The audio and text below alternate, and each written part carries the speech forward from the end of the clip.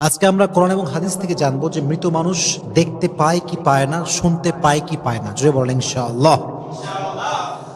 মৃতরা কিভাবে দেখে এবং শোনে? অনেকে আমাদের কাছে জানতে চায় যে হুজুর, আমাদের কেউ যখন মারা যায় তারা কি আমাদেরকে শুনতে পায়, তারা কি আমাদেরকে দেখতে পায়? This is the question. A lot of people they have asked me. মনে করেন আপনার আব্বা মারা গিয়েছে, আপনার আব্বার ডেড বডি আপনার সামনে রাখা আছে, আপনি ভাবতেছেন যে আব্বা আমাকে শুনছে, আমাকে দেখছে, আপনি চিল্লাচ্ছেন, কথা বলছেন, আব্বাকে আপনি অনেক কিছু শুনতে চাচ্ছেন।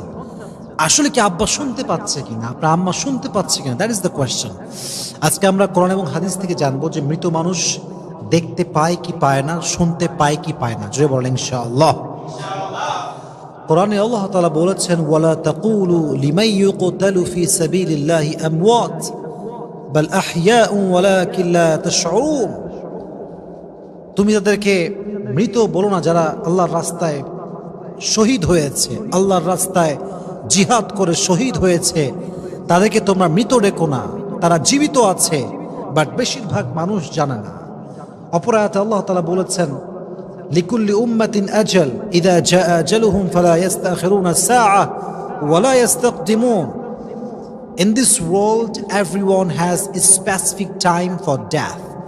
Everyone has a specific time. When the time will come, it will never ever late. প্রত্যেকটা মানুষের জন্য একটা নির্ধারিত সময় আছে। যখন সময়টা চলে আসবে, এক মুহূর্ত আগেও হবে না, এক মুহূর্ত পরেও। তাহলে বোঝা গেল মৃত্যু অনিবার্য, কিন্তু কখন আসবে এটা আমরা কেউ জানি না। এখন কথা হচ্ছে, এই যে মৃত্যু যেহেতু আমাদের সবাইকে বরণ করতেই হবে, এই মৃত্যুর পরে একটা জগৎ আছে, জগৎটাকে বলা হয় পরকালের জগৎ। তবে যখন মানুষ মারা যায় তাই কবরস্থ করা হয়। কবরস্থ যখন করা হয় তখন তার যে জীবনটা শুরু হয়, এটাকে বলা হয় হায়াতে বারজাখ। এটাকে বলা হয় কি?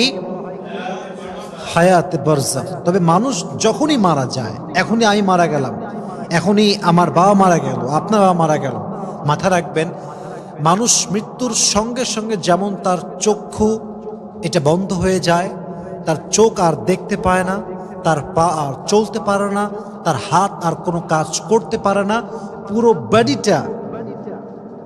বডিটা এটা কোনো কাজের থাকে না, এটা কোনো শক্তি থাকে না, এটার কোনো পাওয়ার থাকে না। Exactly to the same way মানুষের শ্রবণ শক্তিও লোপ পায়, শ্রবণ শক্তি থাকে না। এই জন্য আল্লাহ তাআলা বলছেন, ইন্নাল্লাহা ইউসমিউ মান ইয়াশা ওয়া মা আনতা বিমুসমিইন মান ফিল কুবুর।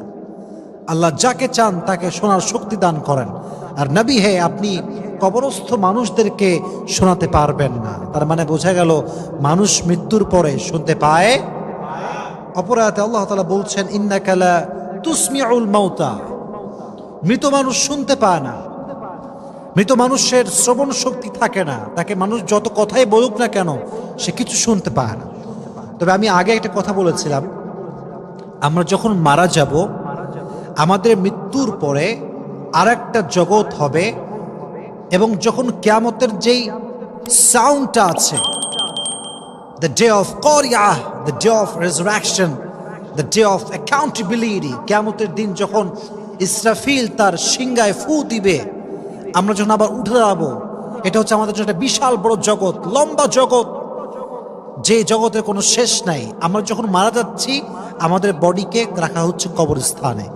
এই যে আমাদের কবরস্থানের জীবনটা এবং মৃত্যুর পরে আবার জীবিত হয়ে আল্লাহর সামনে দাঁড়ানোর আগ মুহূর্ত, এই যে জীবনটা আমরা পার করব, এটাকে বলা হয় হায়াতে বারজাখ।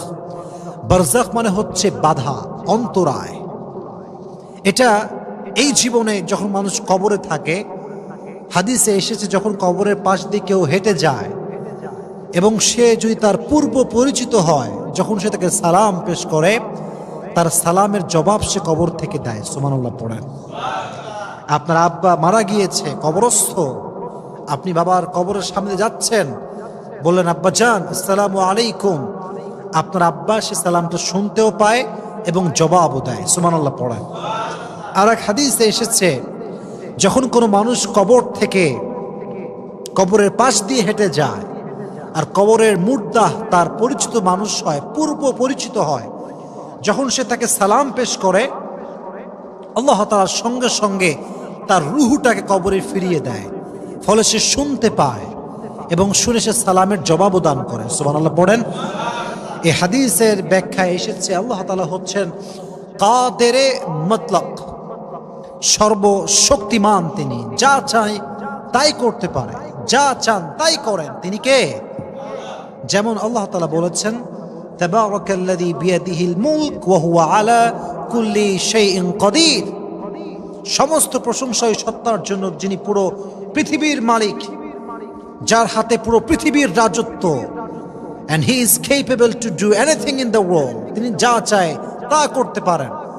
যেহেতু আল্লাহ তাআলা মানুষকে জীবন্ত অবস্থায় শোনার শক্তি দিয়েছিলেন, মৃত্যুর পরে তার রুহকে আবার ফিরিয়ে দিয়ে সাময়িক শক্তি দেওয়ার যে শক্তি, এটা আল্লাহর আছে না নাই?